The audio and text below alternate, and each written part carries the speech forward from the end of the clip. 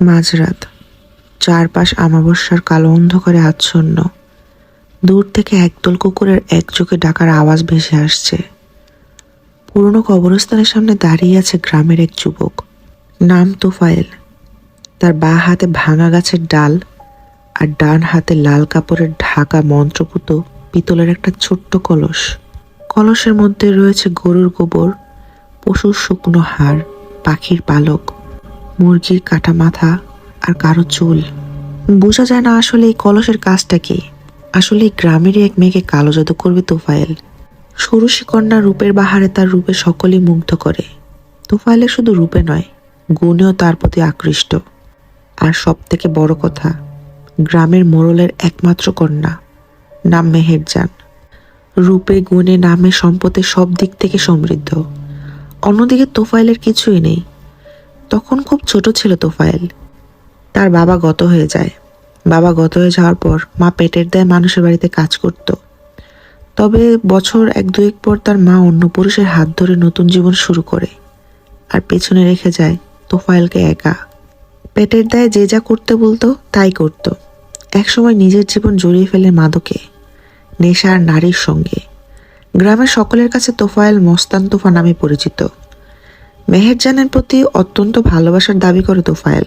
তবে যে শরীরের শিরায় রক্তের সঙ্গে দূষিত মাদক মিশে আছে, সে দূষিত দেহের হৃদয়ে ভালোবাসা ও মনোভাবের জন্যই মেহেরজান তোফায়েলকে বারবার ফিরিয়ে দিয়েছে, বা বললে ভুল হবে, মেহেরজান তোফায়েলকে পাত্তাই দেয়নি। তোফায়েল বারবার তার প্রেম বিনিময়ে ব্যর্থ হয়েছে।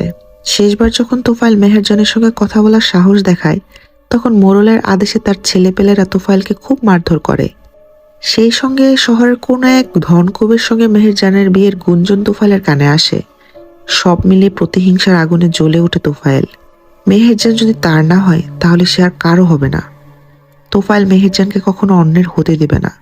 যদি মেহেরজান তার জীবনের সঙ্গে না জড়ায়, তাহলে সে মেহেরজানের জীবন শেষ করে দেবে। আর এই জন্যই তোফায়েল সাহায্য নেয় কালো বিদ্যার। গ্রামেরই এক কবিরাজের হাতে কচকচে নোট গুঁজে দিয়ে কালো জাদুর জন্য প্রয়োজনীয় সব সামগ্রী সংগ্রহ করে বড় চালাকির সঙ্গে মেহেরজানের ঘরের পেছন থেকে তার চুলও নিয়ে আসে মস্তান তোফা। নিয়ম মাফিক সামনের আমাবস্যা রাতে কোনো এক মৃতদেহের পাঁজরের হাড়ের ভিতরে ঢুকাতে হবে মন্ত্রপুত কলসটি, ঠিক বুকের বরাবর মাঝখানে। কলসের ভিতরে সামগ্রীর পচনের সঙ্গে সঙ্গে মেহেরজানের বুকেও ব্যথা শুরু হবে। এই ব্যথা কোনো ডাক্তার বা ওষুধ সারাতে পারবে না। এক সময় যখন কলসের ভিতরে সামগ্রী পচে গলে গন্ধ হবে, সেই সঙ্গে মেহেরজানের হৃদয়ের স্পন্দনও বন্ধ হয়ে যাবে। তোফায়েলের কপালে আর সিগারেটের জ্বলা কালো ঠোঁটের কোণে পূর্বের আঘাতের কালো চিহ্ন। মুখে গাম্ভীর্যের সঙ্গে চোখে প্রতিহিংসার আগুন স্পষ্ট লক্ষণীয়। বা হাতে ধরা গাছের ডালের উপর বর দিয়ে খুঁড়িয়ে খুঁড়িয়ে এগোতে লাগলো তোফায়েল। সে যে কবরস্থানে এসেছে, এটা গ্রামের সবচেয়ে পুরনো কবরস্থান। এখানে প্রায় এক যুগ ধরে মানুষকে দাফন করা হয় না। এই কবরস্থানে দাফন দেওয়ার পর কবর কোনো কারণ ছাড়া ভেঙে যায়, বর্ষার পানিতে প্লাবিত হয়, কবরের ভিতর পানি ঢুকে। এই নানান কারণে দাফন ক্রিয়া এক যুগ আগেই বন্ধ হয়ে গিয়েছে। যাদের এখানে দাফন করা হয়েছিল, তাদের কবর দেখতে বর্তমানে কেউই আসে না। চারপাশে গাছপালার জঙ্গলে পরিণত হয়েছে। সব মিলিয়ে জায়গাটা কুকর্মটি করার জন্য একেবারে উপযুক্ত। তোফায়েল খুঁড়িয়ে খুঁড়িয়ে একটা কবরের কাছে এসে হাঁটু গেড়ে দু পায়ে ভর দিয়ে বসে, দুই হাতে মৃতদেহের বুকের উপর থেকে ভাঙা কবরের মাটি সরাতে লাগলো। মাটি সরিয়ে পাঁজরের হাড়গুলো বের করে হাড়গুলোর দিকে তাকিয়ে একটা শয়তানে হাসি দিল তোফায়েল। মন্ত্রপুত পিতলের কলসিটি পাঁজরের মধ্যে ঢুকিয়ে দিল মস্তান তোফা। চোখে মুখে তার বিজয়ের হাসি। যখন তোফায়েল খুশি মনে চলে যাচ্ছিল, তখন হঠাৎ তার গায়ে জড়ানো কালো চাদরটি পিছন থেকে টান অনুভব করলো। কেন যেন তোফায়েলের বুকটা ধক করে উঠল। হঠাৎ যেন বিজয়ের হাসি গায়েব হয়ে গেল। কোনো অজানা ভয় নিয়ে তোফায়েল ধীরে ধীরে পিছনে ফিরে তাকালো। তেমন কিছু না, পাশে থাকা কাটা বেড়ার কাজটায় চাদরটা আটকে গিয়েছিল। তোফায়েলের মনে স্বস্তি এলো। আনমনে হেসে চাদরটা কাটা থেকে ছাড়িয়ে নিয়ে পুনরায় হাঁটা ধরল। আচমকা পিছন থেকে একটা ক্ষীণ আওয়াজ তার কানে এলো। তোফায়েলের হাঁটা বন্ধ করে দাঁড়িয়ে কান খাড়া করে পুনরায় আওয়াজটা শোনার চেষ্টা করলো। কেউ তোফায়েলের নাম ধরে ডাকছে। তবে এটা কিভাবে সম্ভব? আমাবস্যার এই গভীর রাতে এই পরিত্যক্ত কবরস্থানে কে আসবে? তবে কেউ তোফায়েলকে এখানে আসতে দেখে ফেলেছে? কারো চোখে তার কুকর্ম ধরা পড়েছে?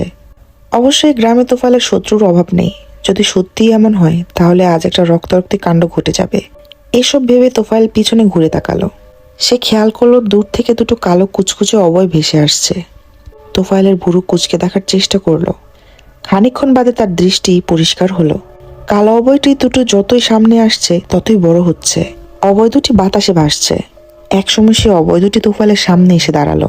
তার থেকে আরো প্রায় 2-3 গুণ লম্বা, বলিষ্ঠ দেহ, আপাতমস্তক আমাবস্যার গভীর কালো রাতের থেকেও যেন আরো কালো শরীর। চোখ দুটি একেবারে তাজা রক্তের ন্যায় লাল। অস্বাভাবিক নিঃশ্বাস নেওয়ার শব্দ যেন কোনো কারণে খুবই রেগে আছে। অবয় দুটি নিঃশ্বাসের সঙ্গে আগুনের ফুলকি নির্গত হচ্ছে। দেখে মনে হচ্ছে সাক্ষাৎ নরকের পাহারাদারের মতো, যেন নরকবাসী তোফায়েল নরক থেকে পালানোর অপরাধে গ্রেফতার করতে এসেছে। তোফায়েলের চোখ অবয় দুটির দিকে স্থির। চোখ বড় বড় করে তাকিয়ে আছে সে। শরীর যেন জমে গেছে। কোন এক অপশক্তি যেন তাকে আট করে জড়িয়ে ধরে রেখেছে। শরীরের সমস্ত শক্তি যেন কেউ শোষণ করে নিয়েছে। তোফায়েলের প্রাণপণ এখান থেকে পালাতে চাইলেও পারছে না। ভয় তার প্রাণনাশের উপক্রম। হঠাৎ তোফায়েলের শরীরের হাড়গুলো মরমর করে ভাঙা শুরু হলো। মাটিতে লুটিয়ে পড়ল তোফায়েল। যন্ত্রণায় ছটফট করতে লাগলো সে। চোখ দিয়ে যেন নোনা পানির সাগর বইতে লাগলো। তবে তোফায়েলের মুখ দিয়ে কোনো শব্দ বের করতে পারছে না। তার গলা দিয়ে কোনো আওয়াজ বের হচ্ছে না। মনে হচ্ছে কেউ তার গলার আওয়াজ কেড়ে নিয়েছে। তোফায়েলের সমস্ত শরীর বাঁকা হয়ে গেল, ঠিক প্যারালাইসিস রোগীদের যেমন হয়। মাটিতে লুটিয়ে পড়া তোফায়েলের কাছে এসে একটা অবয় তার জিহ্বা টেনে বের করে নিল। অবয়টির মুখ থেকে একটা আগুনের ফুলকি বের হয়ে তোফায়েলের জিহ্বা সহ পুরো মুখে পুড়িয়ে দিল। তোফায়েল যন্ত্রণায় ছটফট করতে লাগলো। আর সে অবয় দুটি তার সামনে থেকে একসময় যেন বাতাসে মিলিয়ে গেল। পরদিন সকালে গ্রামের কিছু লোক পুরনো কবরস্থানের পাশ দিয়ে যাওয়ার সময় তোফায়েলকে মাটিতে পড়ে থাকতে দেখলো। পুরো গ্রামে হাহাকার পড়ে গেল। কিছু লোক তোফায়েলকে ডাক্তারের কাছে নিয়ে যেতে চাইলো, আবার কেউ চাইলো না।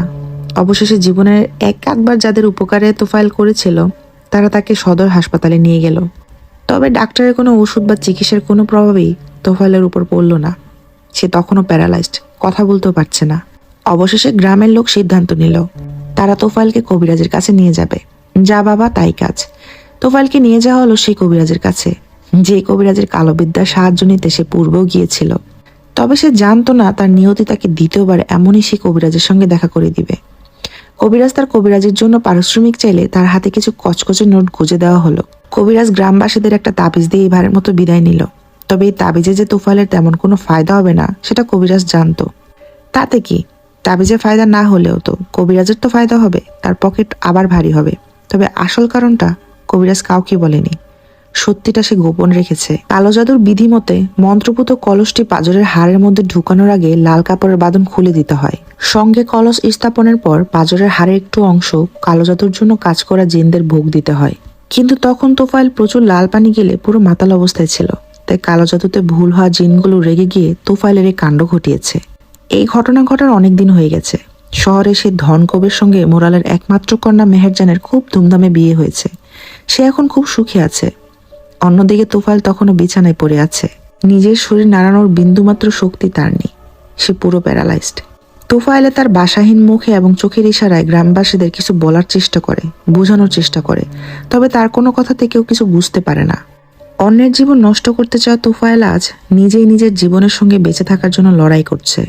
আসলে কেউ যদি স্বেচ্ছায় অন্যের ক্ষতি করতে চায় তাহলে তার ক্ষতিও অবধারিত। কথায় আছে, ভাগ্যের চেয়ে বেশি আর সময়ের চেয়ে আগে কেউ কখনো কিছু পায় না, আর পাবেও না। যা আমাদের তকদিরে আমাদের জন্য নির্ধারিত তা আমরা পাবো, আর যা আমাদের তকদিরে নির্ধারিত নয় তা আমরা শত চেষ্টা করেও পাবো না। কোনো কালো বিদ্যা বা কালো জাদুর সাহায্যেও না। আসলে কালো জাদুর সবকিছুই কালো, পাপের এক গভীর কালো অন্ধকার। যে সেই কালো জাদুর সাহায্য নেয় নিজেকে পাপের সেই কালো গভীর অন্ধকারের সাগরে ছুঁড়ে ফেলে দেয়। যে পাপের মাসুল তাকে দিতেই হবে, হয়তো কিছুটা ইহকালে, বাকিটা পরকালে। গল্পটা পাবলিশ হয়েছে ময়মনসিংহ শর্ট স্টোরিজ পেজে। আর এই গল্পটা সম্পূর্ণ বাস্তব ঘটনা ছিল।